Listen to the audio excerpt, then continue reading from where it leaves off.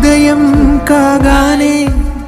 తాజాగా పుడుతూ ఉంటా, కాలం ఇప్పుడే నన్ను కనగా అనగనగా అంటూనే ఉంటా, ఎప్పుడు పూర్తవనే అవక తుదిలేని కథ నేనుగా. గాలివాటంలాగా ఆగే అలవాటే లేక కాలు నిలవదు ఏ చోట, నిలకడగా ఏ చిరునామా లేక ఏ బదులు పొందని లేక ఎందుకు వేస్తోందో కేక, మౌనంగా నా